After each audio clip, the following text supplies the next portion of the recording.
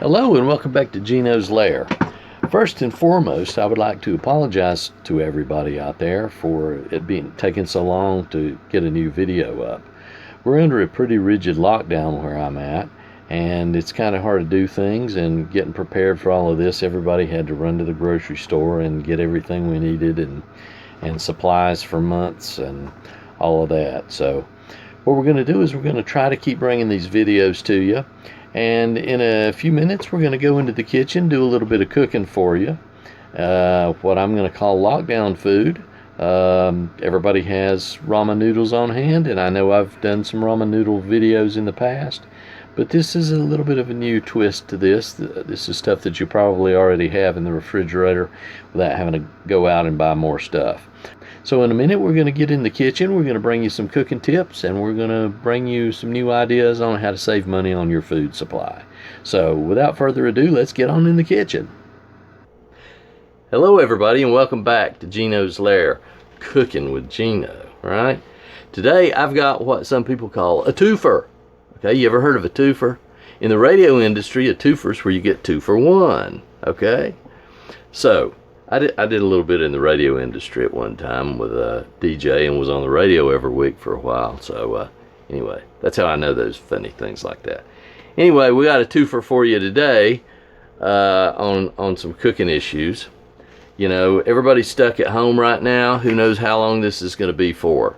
One of the things I do on this channel is I provide cooking info for you, and also hydroponic info and growing food and stuff as well. So what we're going to do today is I'm going to give you some tips on growing some free food. Now, we did a video a while back about growing free food when we did poke on the side of the road growing, and it ought to be coming up about right now too. But this is taking grocery store food and regrowing it, okay? And there's a couple of little tips in there that not a lot of people know, okay? So stay tuned for that one. The next thing we're going to do, we've already done a video on kicking up ramen noodles. Okay, well, ramen just happens to be one of the survival food that everybody probably stocked up on. So we're going to do a video today about taking the ramen in this survival situation we're all in right now, because I don't know where you're at and how long you're sequestered to the house, but we have a no travel order right now in effect for at least 30 days. So you're going to be using that supply of food unless it's an absolute emergency and you have to go out, but you don't want to be going out all the time anyway. Okay, you don't want to be around these people that might be sick, because they can spread it even when they have no symptoms. Okay, so what we're going to do is some ramen using things that are probably already in your refrigerator to make it a somewhat palatable meal. You know, ramen is good, as all kids know, high school, college, you know, it's a quick, simple meal, and you want to sometimes kick it up, especially if you're going to be eating a lot of it. And like I say, a lot of people probably stocked up on ramen. Well, we're going to take refrigerator items you probably already have and kick it up into a little bit better of a meal, so you won't get tired of it as easily. Okay, so the first thing we're going to do here is I'm going to show you our ramen noodles. I like chicken, and that's what we're going to use for this one. I always take my ramen packet, and before I open it, I break it into quarters inside the pack, okay, so that it's not such big long pieces. The next thing we're going to do is we're going to take a little bit of oil, and we're going to put it into our pot here. We're going to heat it up on the stove. Okay, we're going to do that because I'm actually going to add some other things to it, and for this I have some carrots and onions. And you want to cook those first. That's why we're heating up the oil over here. You want to cook those first, okay? Last minute, we're going to put a little bit of garlic in there. And right here, we have some rice. A lot of people cook rice in big quantities, and you have some left over. That was in the refrigerator. And then we're going to add, at the last minute, we're going to add some egg to it. And then top it off with some mozzarella cheese, which you may probably already have in your house if you make pizza or lasagna or something like that. And so I'm going to let this pot heat up a minute, and then I'm going to be right back to you in just a second when the pot heats up and we get ready to go. All right, I think the pot's heated up enough. So the first thing we're going to do is we're going to add our carrots and onion. I'm going to take this off. We don't want it splashing too much, but okay, we're going to put that in there, and we're going to bring that to a nice sizzle there and cook those real good.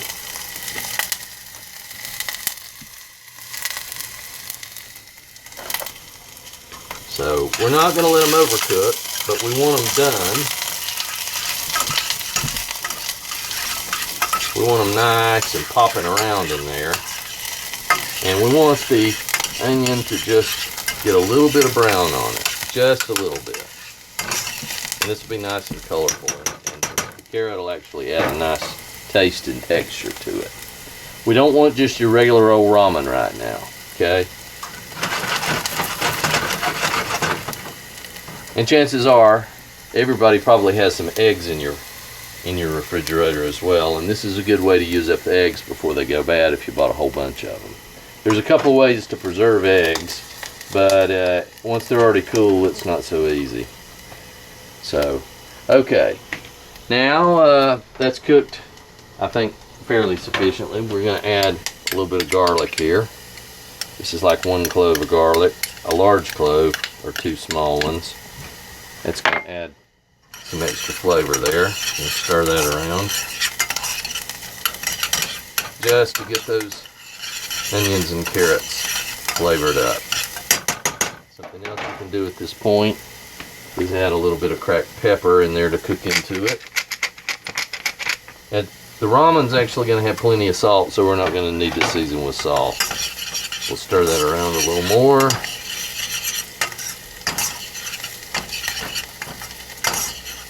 Okay, that's about ready. Now the next thing you want to do is you want to add water to this to the level that you normally use when you cook your ramen, which, you know, 1.5 cups or 2 cups or whatever you use, okay? You do want some broth in this, okay? We're going to add some water and we'll be back in a second. Okay, our ramen's, the onions and carrots, we added the water, and now we're up to rolling boil, where you're supposed to be. Now what we're going to do is we're going to first take out the flavor packet out of the ramen noodles, which you really got to be careful about. You don't want to throw that in there. Okay, take that, and then you add, like I said, I broke it into pieces at the beginning, so these things won't be all hanging down so big, and that's just the way I like my ramen. You know, this used to be called Cooking the Way Geno Likes It, this channel, and so this is the way Geno likes it, and this is the way Geno's going to teach it. And if you want to change it, modify it a little bit to your liking, that's fine. This is not by any means the only way to do it. This is just the way I like to do it. And trust me, I've been doing ramen for decades, and it's still good. Okay, now we got to cook those for about 3 minutes, so we put those back on the fire, bring it back up to a boil, and cook those for like 3 minutes.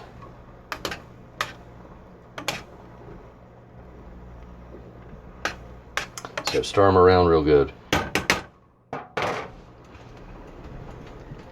Now, while that's coming up to temperature, I want to tell you, it is not time to add the flavor packet yet. Now remember a couple of things. This is full of salt. Your body needs salt, okay? So I'm assuming that in a time of crisis like this, where everybody's at the house, you're going to be drinking lots of water, okay? But if you're going to use these packets, don't flavor your meals with salt, okay? In the ramen, it's already got all the salt you need in the bouillon in there, so don't worry about that. Just add other flavorings as you might see fit, okay? So we're going to let that cook for about 3 minutes, and we'll be back. All right, we're back. It's been about 3 minutes. The noodles should be done. Now, what we did earlier was we took out of the refrigerator some rice that was already cooked, okay? This is not raw rice. This is already pre-cooked, but it was leftover rice. So what we're going to do is we're going to put that in the noodles here, and we're going to let that heat up. We don't have to recook it, we just have to warm it thoroughly while that's like that. So we just put it in the hot noodles that are still boiling, at the very last minute and let them, it'll drop the temperature a little bit. So we'll lose our rolling boil right there. But they're going to be fine. They're going to be sitting in there a couple minutes anyway in that hot stock. Okay. So now, here's something I like to do. I like to take my flavor packet and I like to put it in the actual bowl. I use a big bowl to put these in. I put my flavor packet in the bowl. Now what that does is it allows my noodles to keep their flavor while the broth has its own flavor and it's not completely saturated into the noodle itself so that everything tastes like chicken. So now, here's what I do. I'll take a little bit of this broth and I will put it in the bowl to kind of temper the bowl so it doesn't crack with that hot boiling water going in straight into a cold bowl. And I'll mix that around with the packet, the flavor packet, and get that pretty much dissolved. Okay? And then once that's heated up the bottom of the bowl and stuff, I can proceed to pour my noodles in there. Like I said, you do want broth on that because of what we're going to do with the eggs there. Okay? Scrape all of this out as best you can. You don't want anything to burn in there. Now that we've done that, the next thing we want to do is set that aside for a minute. We're going to add some more oil to the pan, or the pot, for the eggs. We're going to turn the heat down a little bit. We don't want them to get too hot. And we're going to add our eggs. 2 eggs here.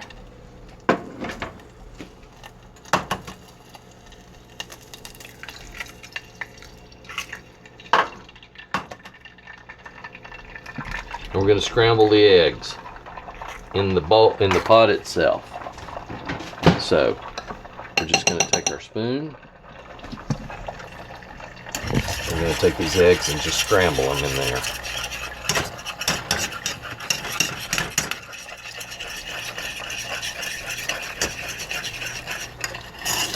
Stir them real good. And then let them set up for a second on the heat. It'll come back up to a nice hot temperature, and then just give it a few seconds for it to set up a little bit, and then stir again. You don't want all this to stick to the bottom, but you need these things. You don't want them completely like mush, okay? You do want some texture to these eggs. It won't take long for this to occur. Okay. In fact, they're almost done now. And you know, it's going to look like we're taking them out a little bit early, but we're not, because they're going to continue to cook on that hot pan, or that hot pot. Turn the fire off.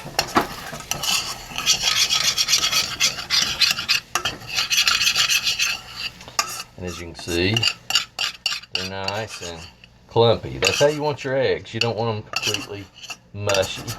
You want them so that you get big pieces of egg in there, okay, in this dish. Alright, so now you add that to your ramen. Now what you've done is you've added some protein. We're trying to get you a fairly decently balanced meal here, rather than just a bunch of carbohydrates from the ramen noodles and some salt. So by adding this extra protein, you're making it more of a full meal. Set that aside. Now what we're going to do is just incorporate all of that together in the bowl itself.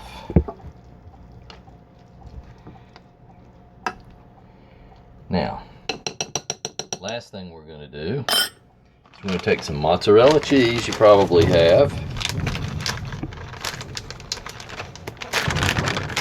I'm going to sprinkle that over the top of it. So now you got some dairy in there too, right? You got some protein from the eggs, and now you got a little bit of dairy in there. You got your egg noodles. So now you've got a much more healthy meal than if it was just ramen and water. and salt. Okay, so we're going to set that aside now.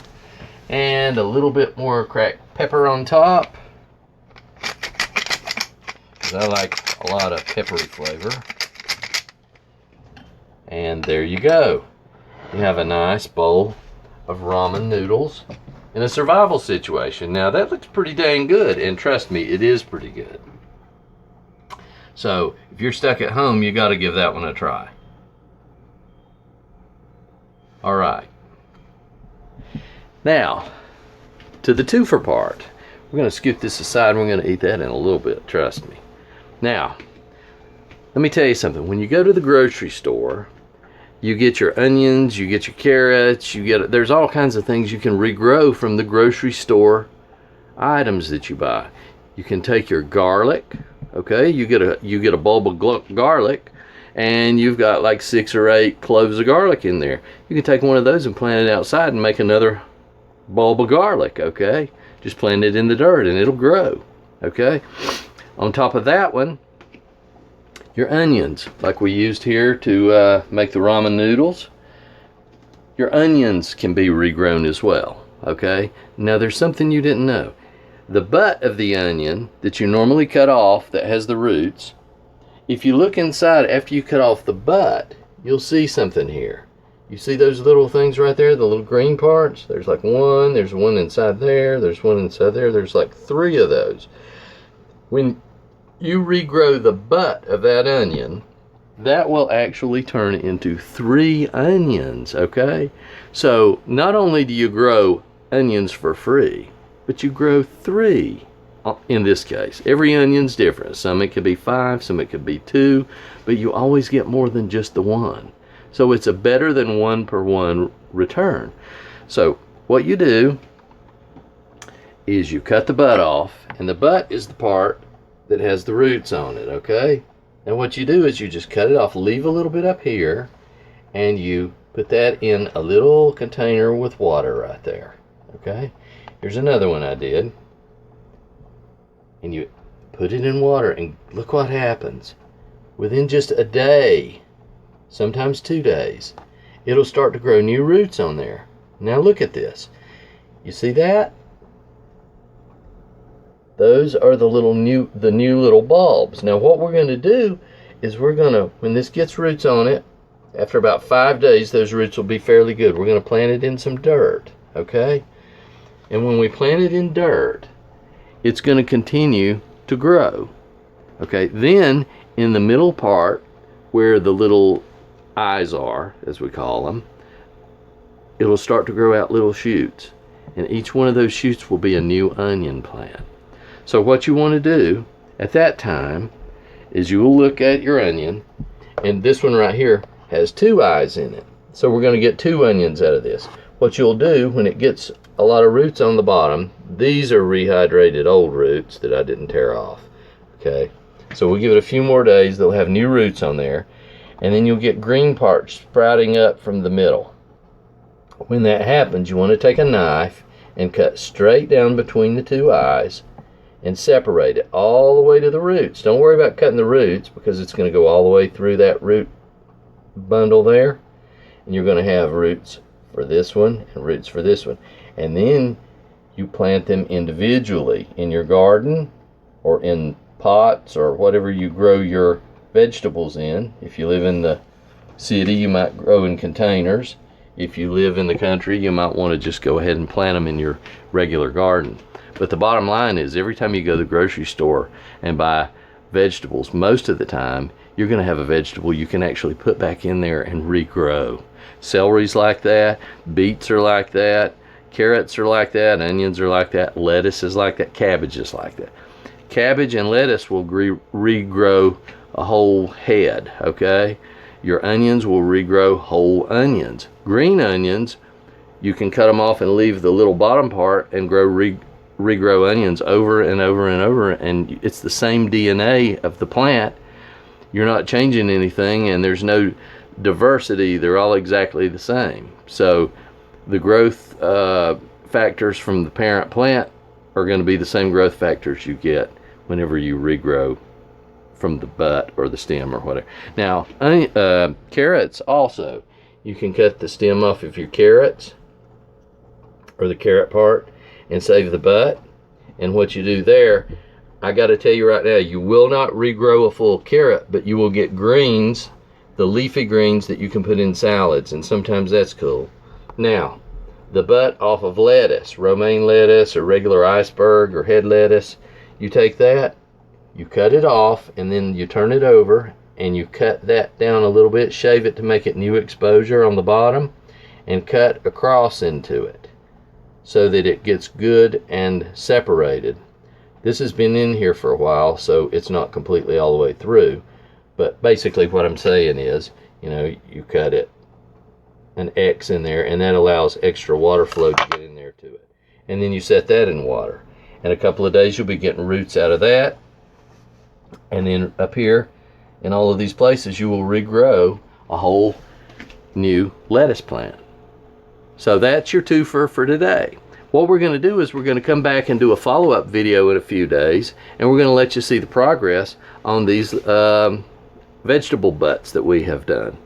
And we'll do another video as well cooking. So everybody stay safe out there. Don't go out in public. Don't expose yourself needlessly to the people that may be carrying this virus.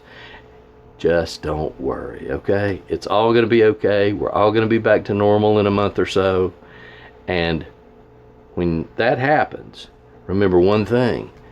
Geno told you long ago, have some food on hand. Do your gardening, your hydroponics, indoors, outdoors, whatever. Just always have some food on hand, because at some point I expect this to happen again, and next time it might not be so nice to us. Right now we're having people that are dying, and it's very serious for some people. But the next time, what if the power goes off? What if you don't have cell phone access? What if you don't have internet access? You best have some stuff and some supplies on hand. So let this be a lesson to everybody as to how to prepare for the future, because next time it might not be so easy. Anyway, everybody stay safe out there. I'll talk to you in a few days with an update on these onion and lettuce butts and carrot butts. And take care, stay safe, stay indoors as much as you can, especially during this isolation period. Don't be out, because it is punishable by law, and you can get locked up if you're out there playing around, and you shouldn't be out. Plus, you don't want to get sick with this. So until next time, take care everybody, and we'll see you again soon.